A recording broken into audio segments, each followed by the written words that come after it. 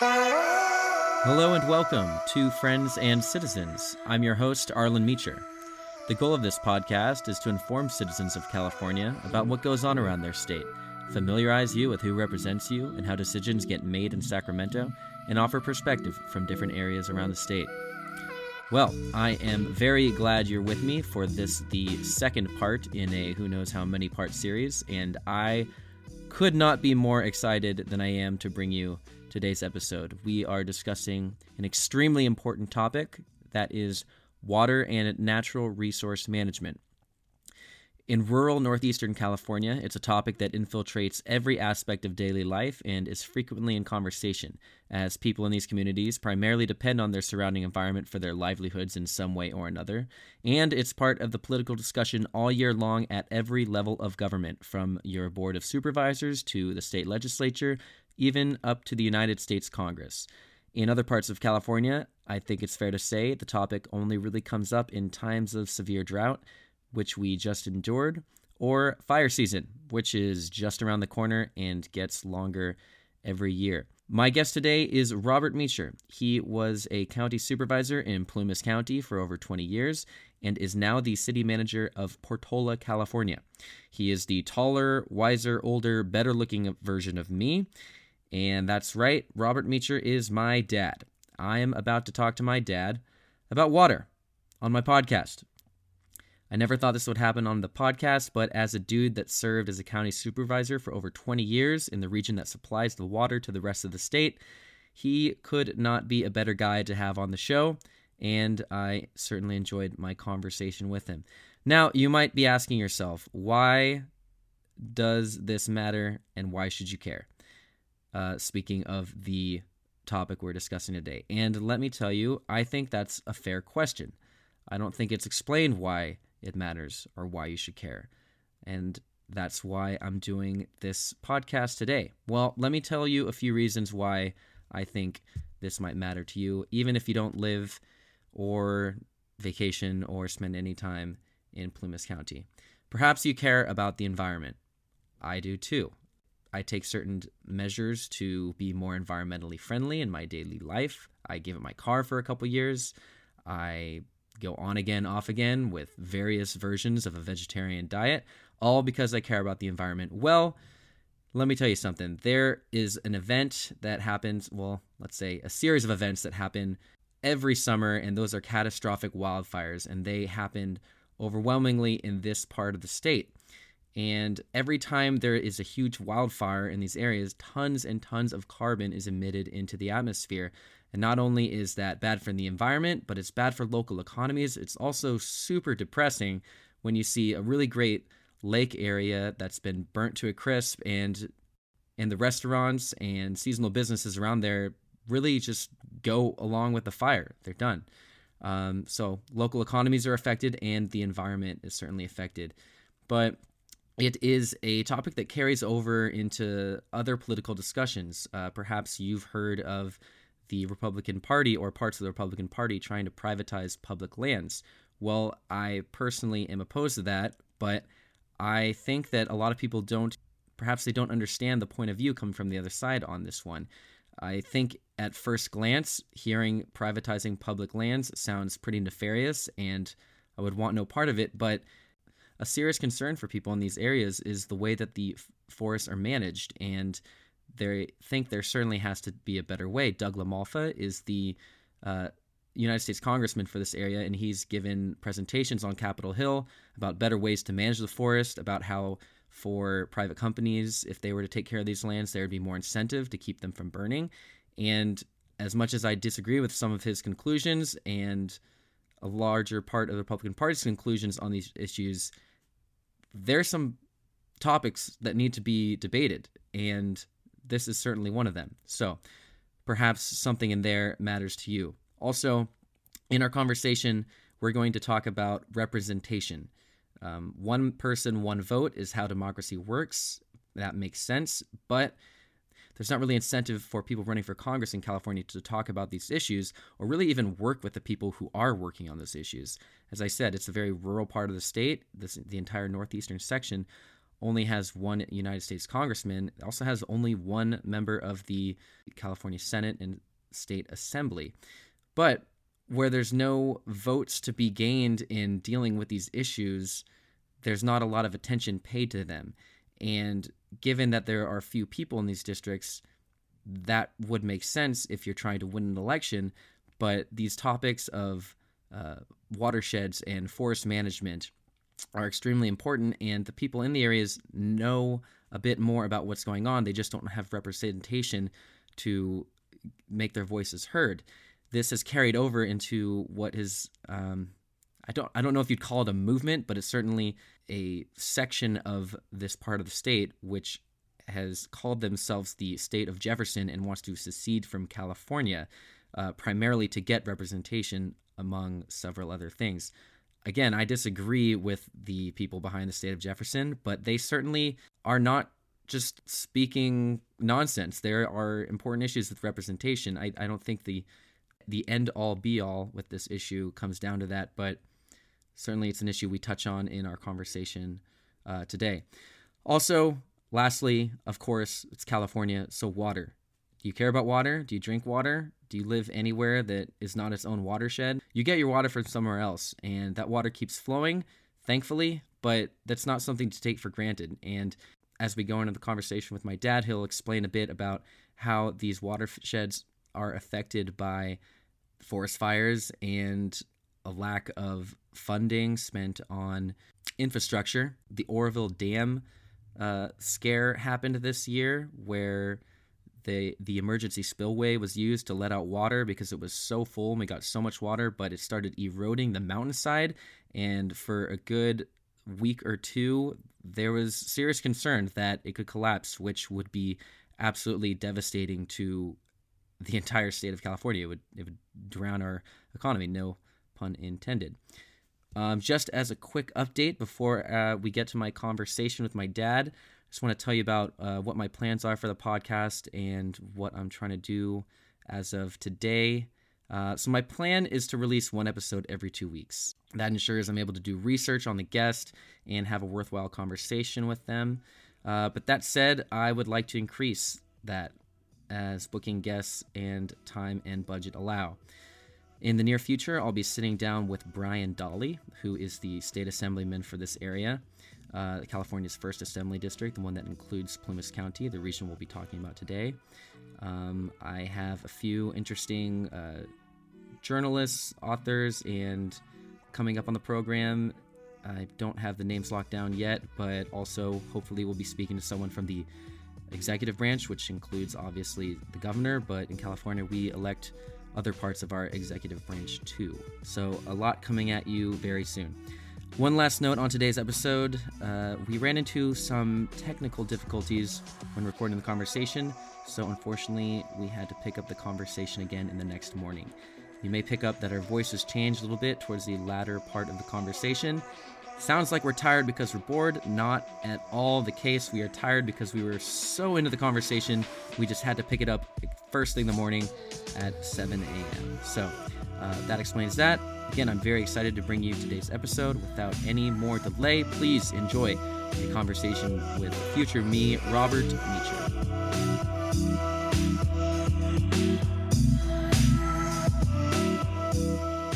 I'm here with Robert Meacher. Mr. Meacher, thanks for coming on the podcast. Good to be here. You're currently the city manager of the only incorporated city of Plumas County, which is Portola. But prior to serving as city manager, you were a county supervisor here for about 20 years. You served on a number of different boards, and many of which dealt with water. And there's a number of different topics in there I certainly want to touch on and get into. But prior to diving into that, my audience will have next to no idea where Plumas County is or anything about it. So would you do your best to just paint a brief description of where we are and what this area is? So Plumas County is north of Lake Tahoe. It's west of Reno, and it is east of California State University, Chico and Chico. It is south of Mount Lassen National Park. It is made up of canyon lands and forests and mountain meadows, all of which are the watershed, the Feather River watershed, which flows into Lake Oroville and supplies 20 million Californians with their water. It's a small county population-wise, about 20,000 people plus, but it is about 1 million plus acres of these forested lands. What made you initially decide to run for county office? Well, for me, it was land use decisions made at the local level and a frustration of what I saw happening with the federal lands, which are composed of perhaps most of the land in Plumas County is federally managed. That's the mountain areas and the watershed lands, with the mountain meadows being the home of the urban areas, or if you can call it that, and the ranching and farming and private lands. So economic issues, the usual sundry list of why people get engaged. They get frustrated with the process and think they can make a difference. At that time, I was in the U.S. Merchant Marine. I would go away on a ship and come back several months later and say, my goodness, how did that trailer park get put in the middle of that view shed? Or, my goodness, we just had this big forest fire. Why is this happening? Why are these fires getting bigger? While you were in the Board of Supervisors, you served on a number of different boards dealing specifically with water. Most notably, I was picked to serve as the local government representative to the infamous Cal-Fed Bay Delta Public Advisory Committee, which went through several metamorphoses in terms over the years, but that's the one a lot of people recognize. That was supposed to be the California federal fix to the problems in the Delta, which is the big switchyard for California's water. It makes it unique to any place on the planet as far as water and moving water within a state or a nation. Nobody has to go through a delta like California has to go through a delta to move water from one part of its jurisdiction to another. And that's what makes California extremely unique and challenging. And this commission of some 35 people, of environmentalists, ag, urban, and local government, was supposed to figure this out. And in the end, it couldn't. In the end, as in it's no longer a thing, or it's no longer a thing. It evolved into a Delta Commission and became Delta-centric at the bequest of the big powers at play, which was the urban water interest and the Delta farming interest. Does everyone have that same outlook that you do then? Do people who are in the urban areas that maybe the water flows to feel that it was, I don't know, I don't think you said failure, but it sounds like it didn't work out? Oh, they were the ones that pronounced it a failure. Big urban water, the Metropolitan Water District of Southern California, some of the big ag interests felt that there was too much fluff in trying to satisfy everyone's interests. And I was primarily focused on the watershed, and there was a program component called the watershed program. What are those interests? There's agriculture, there's environmental. So in the beginning, back in the late 80s, early 90s, there was ag, urban, and the environment. They referred to it as the three-legged stool, and that they were the three-legged stool of California's water interests. When I was appointed, to their chagrin, I brought to their attention that there was something that those three legs were attached to, and it was the seat of the stool, and the seat of the stool was the source of the water they were fighting over. And that's the watersheds that produce the water. Until there was this component introduced to the big three, ag, urban, and enviro, they disregarded the source because they were Delta focused. Everything was around fighting over who got the water in the switchyard of the Delta. California has changed a bit throughout its history. There's been a number of different structural maneuverings that have really changed the state. Prior to the system we have now, where the rural parts of the state have proportional representation. In the olden days, it used to be the complete opposite. You used to have one senator per county, leading a place like Los Angeles to have one senator with several million people, and a county like Plumas to have one senator with very, very few. Back then, was water such an issue? Were we pumping it out so much so they had a greater number of seats at the table to make the system what it is? Or is the system we have now, post that era, affected pretty much by the people living along the coastal and urban areas deciding where the water goes and how it's allocated? The process started when it was one senator per county. It ended with one man, one vote, which took away the one senator per county.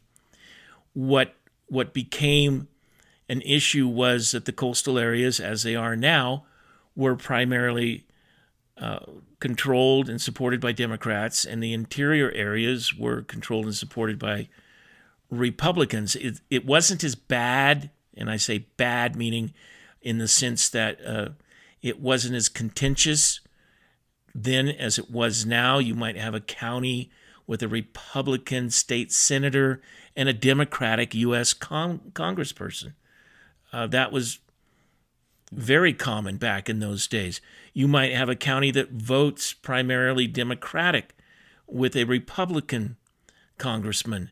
So it was more based on the merits of the individual and their goals for the area that they were representing than it is now, where it's just cut and dry along party lines, where you'll vote for whomever if they represent the party, not necessarily your values. So, having said that, over the years, the interest has, since we're down to one man, one vote, the money in the water flows to the votes, and the votes are in the urban areas. So whereas the need might be as much or more urgent even than the needs to spend the money in the urban areas, the rural areas are not represented enough to get the votes they need, either in Congress or, more importantly, in Sacramento, to bring the attention and the dollars to the source. What is the fix to finding your way through this? Well, it's money. The watersheds have been sorely neglected and mismanaged in the sense that since the turn of the century, academia and federal policy have all agreed that forest fires are a bad thing and we need to put them out. But but when you think about it, the Native Americans have been here for tens of thousands of years, living in the landscape and using fire to manage the forests. Fire is a natural component of the Sierra Nevadas. You're not going to make lightning go away. There's studies out of, I believe, University of Long Beach or Huntington that point to Baja California, where at 10,000 feet there's no Forest Service. The lightning strikes as many times there as it does in California. Nobody puts out a fire, and it doesn't burn up. It's totally unmanaged to this day, and it burns every year, and there's nobody there to put out the fire because it's burning the way it did before the Europeans got here. But people live where the fire burns now, don't they? Isn't that an issue? Like, yes, maybe in some previous era you could just let it burn, but now people live where that is. Well, the difference being in Baja and the way it was here before we settled it, the fires burnt and meandered at about 1.5 to 3 feet high in the understory, as it's called, below the branches, and it just wandered through the forest until it ran into a creek or where it burnt last year, and then the rains come and it just puts it out. Now, of course, we can't live like that now. We've manipulated the landscape horrifically since we first arrived here, and so it's going to take a massive effort to fix that. But for some reason, people think you've got two sides of the coin. Put the fire out, let the fire burn.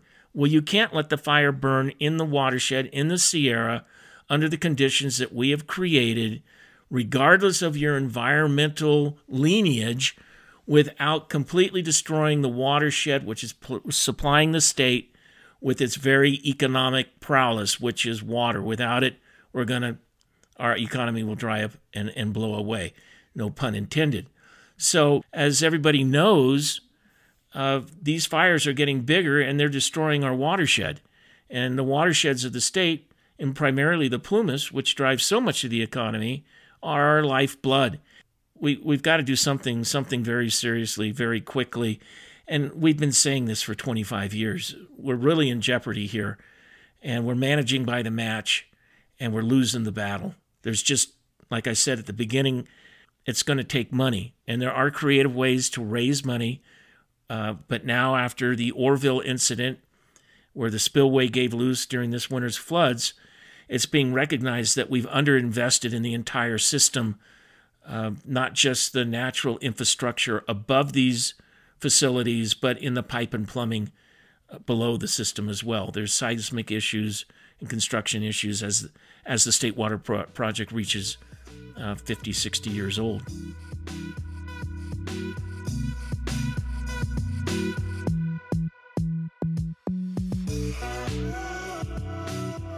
The Feather River watershed is the headwaters of the state's water system. That was designed back in the 50s and built in the early 60s, somewhat completed in the late 60s, and it supplies 20 million Californians with their drinking water, and in some cases industrial and farmland water. Shasta Reservoir in the North State supplies most of the ag water, so those are the two big supplies. Plumas County is strategic in the sense that a healthy watershed is the natural infrastructure of the state. So the city of Los Angeles gets its water primarily from Owens Valley via Mono Lake on the east side of the Sierras. The rest of Southern California relies on Lake Orville. And the water from the Feather River, which is located an hour north of Lake Tahoe, its water finds its way all the way down to San Diego, very close to the Mexican border. It's filling swimming pools and growing avocados in Southern California. Being put to good use. Yeah, being put to good use. As we come to a close, do you have any last remarks that you would like our audience to know? Yeah, I think it's important for the rest of the state to understand that we are intrinsically connected by this umbilical cord from our water reservoirs in the North State to our urban centers in the Bay Area and Southern California. Unfortunately, the water and the natural resources are sorely unrepresented in Sacramento and Washington as far as California is concerned. However, the vitality of our state and resiliency, our need to address climate change and seismic issues all need to be taken into consideration when we look at the future of the state. Per capita, we're spending less on our infrastructure than we did in the 50s and 60s when you take inflation into consideration in our taxes. The people of California back in the day made huge investments. We need to continue doing that and think of the future and not just for our own self-interest today or tomorrow. These natural resources, when they burn up the forests, one catastrophic fire now can be 100, 200,000 acres, and it negates every single thing we've done in a year to prevent climate change. The amount of particulates that go up in these fires, you could take everybody off the road and put them in a Prius. You could change out all your light bulbs, and it's for nothing because we're putting all this carbon back up in the atmosphere. It's a zero-sum game. It's extremely important, and then it degrades the watershed. Baja is moving north, and we better keep an eye on it. I don't mean to sound like I'm lecturing or being the forecaster of doom, because we can turn this around, and we can easily do it by just reinvesting in ourselves and our future. If you're someone who's listening to this and wants to do something about it, what are the first steps someone can take to making a difference on resource management? Well, the traditional way is to contact your legislator. That's the best way to do this. That's the way the system works. We have a lot of creative ideas. The powers that be that control the water in Southern California and make decisions on natural resources through the legislature or the Metropolitan Water District of Southern California, they all know it's the right thing to do. We just got to figure out a way to do it that satisfies everybody's interest economically. If you wanted to learn more about an issue like this, is there anything that comes to mind that is covering this in good detail? Yes, I would say if you're very interested in the topic, the first book you would read would be Cadillac Desert. It's very instructive. It's kind of like California Water and Water Politics 101. It was written a couple decades ago, but it is very intuitive and a very good first step. Lastly, is there something in California's history or within its natural beauty that you think has gone overlooked or not necessarily ignored, but just forgotten perhaps, that people would like to learn about more or visit and appreciate with their own eyes? The years that the Spanish were here and the Americans were just coming in, to me, is personally, a very intriguing time in California. I don't think that's necessarily overlooked. I just don't think that folks realize the importance of that migration from the Spaniards from Mexico, intermingling with the Native Americans, and then the Western migration before the gold rush, and the missions and how they played a part in what we have today. Some of our missions are incredible, and I think that connected to the Russians that were coming in from the northern coast, for me personally, is very stirring and moving about California when it was just ripe for the picking, and it did get plucked during the gold rush. Natural wonders, I think, that go underestimated or not known of is, I think, Lassen National Park. It is the least visited national park in the nation, and it's a sleeping volcano, and there is hot springs and bubbling baths of water. There's a wilderness to the east of it that's unmarveled in its lakes and scenery, and it's spectacular. It is a little Yellowstone right in California, and just across the border from Plumas County to the north. It's one of the gems of the state that is underutilized. Thanks again for listening to this episode of Friends and Citizens. If you're curious about the book my guest recommended, it's Cadillac Desert. The author is Mark Reisner, Mark spelled with a C. If you're not up for that task, but you still want to explore the topic we discussed today a little more, Stuff You Should Know is a really great podcast. They have a 30-minute episode called How Watersheds Work, which you may want to check out. If you have any corrections, thoughts, or recommendations for future guests, please email the show at friendsandcitizens@gmail.com. If you enjoyed this podcast, please subscribe. If you want to support it, please rate and review it wherever you get your podcasts. To continue this conversation, you can reach out to me on social media. My Twitter handle is @ArlanM. The podcast is @FCPcast. Please share this episode with friends, family, enemies, flat earthers, and Alex Smith. Huge thanks goes out to my guest, Robert Meacher, as well as a few others who I couldn't have done this show without: Maxwell Sterling, Ben Bruce, Adam Hawk, Adam Byman, Robin Meacher. Until next time, I will see you... Yeah, I know. Yeah, I will. Okay. All right. Love you too. Okay. Bye-bye. Show's up. Bye.